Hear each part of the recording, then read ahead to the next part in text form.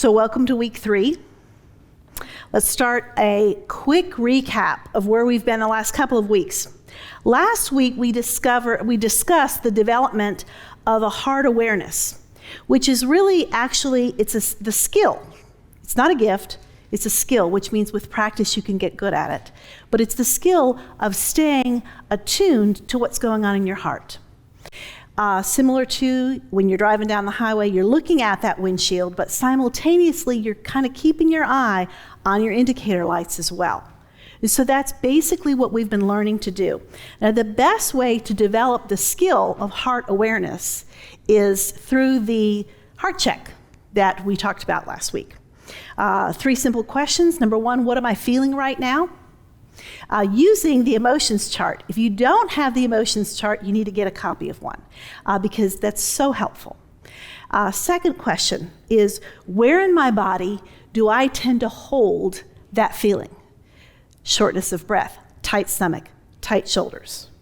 If it's positive, maybe I sigh, I feel relaxed, but how does that emotion express itself in my body? And then finally, draw an arrow from the word that you just wrote about your feeling, each of your feelings, draw an arrow down to thinking. What thoughts have been rolling around your mind that give rise to that feeling? Okay? Remember, keep your thoughts pretty short. And remember, in your thoughts, you're not reporting the event. I felt anxiety because, my mother was coming into town. No, it's I felt anxiety because my mom's coming into town and that always makes me feel like I'm not measuring up, et cetera, et cetera. Does that make sense? So your thoughts need to be not close attributed to the event, but to your thinking about the event. And again, 1 to 2. What you're going to start noticing is the same thoughts keep coming up again and again and again, and that makes your work easier, ultimately. The order of the questions, not important, because sometimes you're going to do an impromptu check when one of your indicator lights comes on. Like mine this week, one of my indicator lights, a physical one, is my eye starts switching, which to me means I'm stressed. Well, I didn't even know I was stressed until that indicator light went on.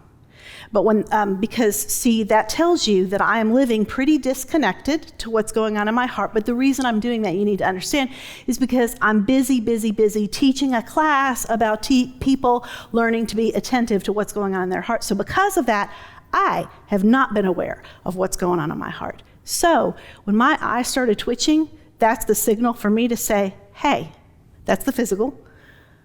What's going on? What am I feeling? What thoughts are attached to that? So that's just an impromptu check-in.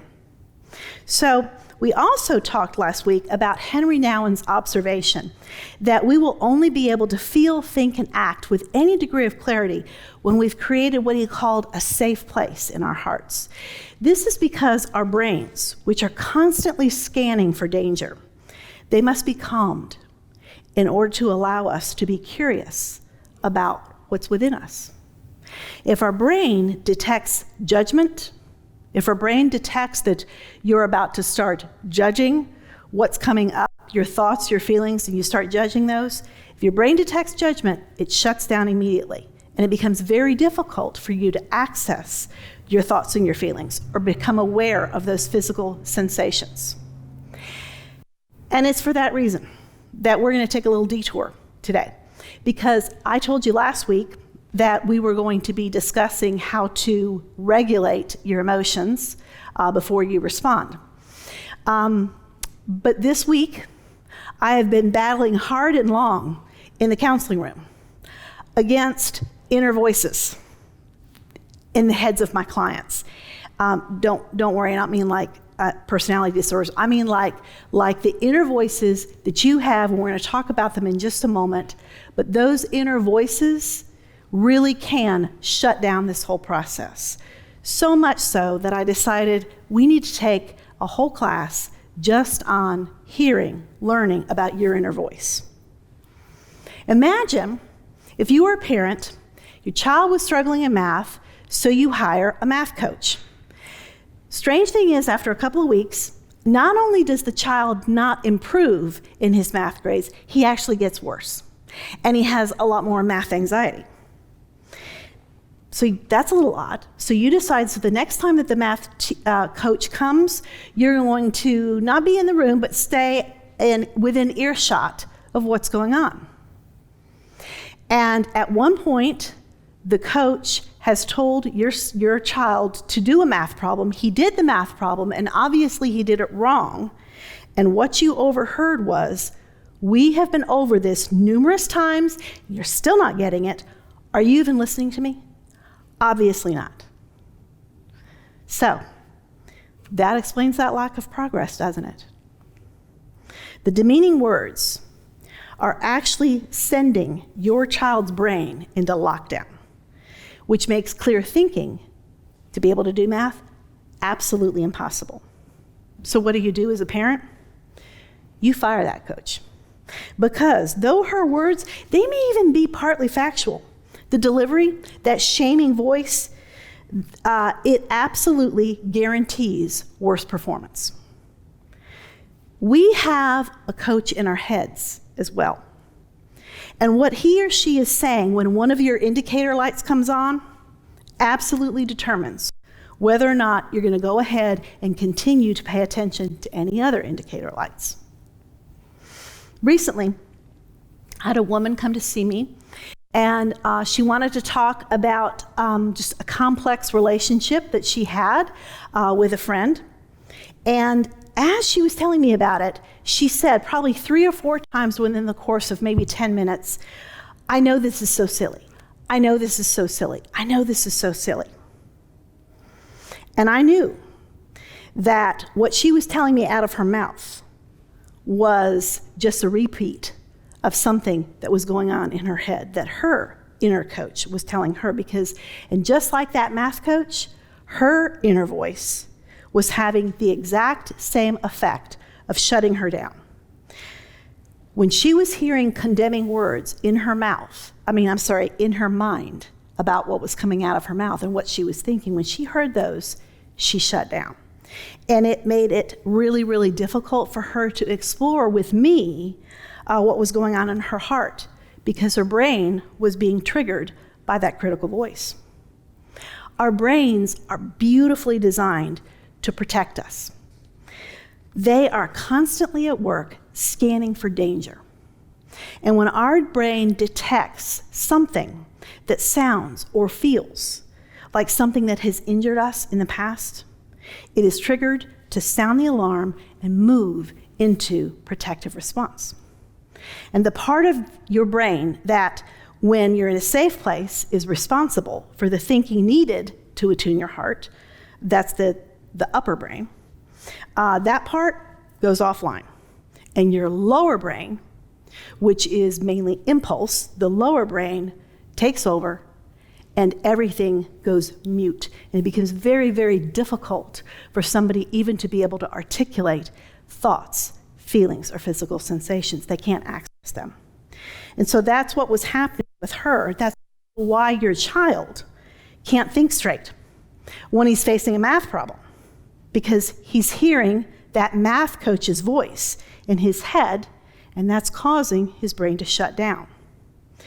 And that harsh voice, that coach voice inside of my client's head, was triggering her brain's memory of another voice.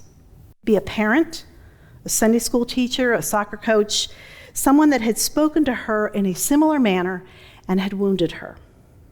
And so her brain shuts down when her brain detects that, which prevents her from moving in to her heart, makes her moves away from curiosity, move away from anything that might be risky because it's far too dangerous to go there. Now, there are times then when what we actually have to guard our hearts from is the harsh coach that's inside of our head. And we have to begin to learn to talk back to that coach. But that's really easier said than done, because we've really become accustomed to hearing it, so much so that you don't even really notice what's going on. You don't even hear it. But it is blocking us nonetheless. And it was blocking my ability to be able to help my client because she needed help then to get to a safer place, which meant that her coach needed to be silenced. So the process that I went through with her is one that you can do yourself. When you realize that you've just gotten stuck, when you are trying to take a deeper look, first of all, she needed to become aware of what she was hearing. So I asked her, hey, have you noticed that you've said several times that what you're feeling is silly? Have you noticed that? Because you know what? You can't change what you're not aware of. So let me ask you, are there times when you are feeling or thinking something, and as soon as you feel it or think it, you hear this voice in your head and it says something like this, that is terrible. I can't believe I would even think something like that. I am really sick. Or, why am I still feeling like this? What's the matter with me? Why can't I move on? Or, I obviously have not forgiven her, or I still wouldn't have such bad thoughts and angry feelings. It is time to move on. Now, these are just the thoughts that I had in my head just today, but that is the inner coach. Can you see the impact on your ability or your willingness to look deeper at what's under the hood if that's the kind of thing that you're hearing in your mind? Condemnation kills curiosity, which is what we have to have in order to continue in this process. So when I asked my client about using the word silly so often, she said, well, I feel like I'm in junior high. I mean, this is so ridiculous that it bothers me so much. I want it to stop. When someone says something like that, your first impulse is to say, oh, no, it's not silly. I feel that same way too. It's not silly at all. You want to correct. But I believe that in that type of case, when somebody's in pain, and when somebody's been listening to that type of wording for a long time, your correction just bounces right off. Because the inner coach in her was very strong. And honestly, she trusted the voice of that inner coach at that time more than she trusted my voice. She wasn't really ready to fire that coach just yet. So as she told me that, I just nodded because I've been there. I've heard that voice too, and I can validate a feeling, a thought. I can validate it without saying it's correct. I can validate it without saying that it's true or agreeing with it. So I just nodded. Okay, that makes sense. And that's what she needed. She just needed a safe place. She didn't need correction. I asked her what happened in her when she heard herself calling her feelings silly. I said, does that help you explain things to me? Or does that shut you down? How does that impact you? And she admitted, it shuts her down. She said she didn't want to open up because she felt embarrassed. Because again, it's silly, and she wasn't supposed to have those. Okay, I said, so let's do this then.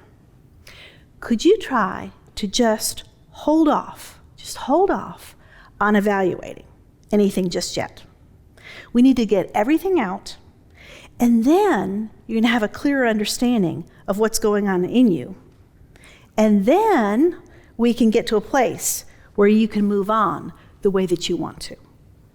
So in other words, I'm not saying stop it. I'm saying hold off for just a sec. Just one sec while we're doing this process. We're going to put it back in. We're going to eventually evaluate it. But at this point, try not to do that because it's slowing you down a little bit. Right now, I explained that voice that's evaluating your thoughts and your feelings is actually keeping you stuck in what I call a loop.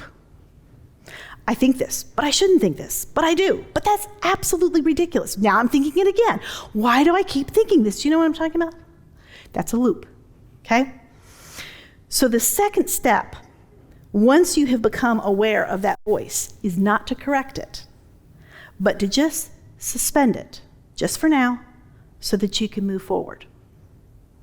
Once we can quiet that voice, we can risk curiosity again, which actually helps our upper brain come back online and release us from that loop that our lower brain has locked us in. Andi Kohlberg says in her book, Trying Softer, curiosity helps brains that may be acting from subcortical regions, lower brain, such as the limbic system and the amygdala, to reconnect with the cortex, the upper brain. When this happens, we acknowledge that the emotions we are experiencing is not the truth. Instead, we recognize that it has information to share with us. Our indicator lights, our thoughts, our emotions, our physical sensations are what God uses to call attention to some part of our heart that needs tending to. Acts 28:27. For this people's heart has become callous. They hardly hear with their ears, and they have closed their eyes. Otherwise, they might see with their eyes, hear with their ears, understand with their hearts, and turn, and I would heal them. Curiosity is what the enemy goes after through the voice of the inner coach, because curiosity leads to understanding, and understanding opens the door for us to turn to Him for what needs healing, which is eventually the process that we're going to talk about going to. Again, what I want you to do this week is to listen to the voice in your head that comes on when you start asking yourself, what did I just feel? What did I just think? Listen to what comes on in your head. If it's highly critical, notice, how's that impacting me? Does that send me into a loop right there? Is my brain shutting down in order to protect me from pain that curiosity might lead me to? That inner coach, again, has been with you for a long, long time. So I'm not going to say, fire him, fire her. I'm going to say, instead, learn to talk back to it, so that inner voice can be suspended just a bit and actually begin to help eventually. But as I keep saying, it's kind of like a long infomercial. That's next week. For now, we're going to close with the song, How He Loves Us. And that contains the line, we are drawn to redemption by the grace in His eyes. And that's really always what it always comes back to. The gospel. Because of what our Father has done for us, because we have the righteousness of Christ, because we have the presence of the Father, because we have the power of the Holy Spirit, we can afford to be curious. In curiosity, there is entrance to the Father and healing and restoration. We are His children. And He is connecting with our hearts so that we would learn His heart better. Why? Because that goes right back to your calling, which is the same as Christ. Christ came to earth so that people could understand a flesh, a blood, and blood living example of the heart of God in the context of their world. That is the exact same calling that we have. Because of the gospel, we can move with boldness into whatever is in our heart. The gospel cultivates curiosity. Curiosity cultivates redemption. So listen to this song and begin to ask the Father that he would give you an experience, not just of head, but an experience of in the heart of his love for you. Because it is from that position, and only from that position, that you can risk this kind of hurt, this kind of look deep into your hearts. And you can. And that's the good news. So let's listen to the song. Jesus says that is chanted over us. We are desperate that you would get that from our ears, from our heads, down to our hearts, and that you would free us. That you would help us to believe, oh, what a difference it would be in our lives if we could believe that. Would you remind us of that voice? Could we hear your voice of love over any voice, both in our heads and those around us? We are distracted, and that shuts us down, and it locks us into a loop. And you offer rescue. Thank you, Jesus, that we are not doomed to that loop, and we are not doomed to trying to figure this thing out ourselves. Remind us of that, Jesus. Change us, change our hearts, so that we would leave this place and we would go into our homes and into our jobs, into our children, to our friends, to the cashiers at Walmart, that because they engaged us, they would have experienced your heart for them through us. That would be a miracle. And we ask for it. In your name, amen.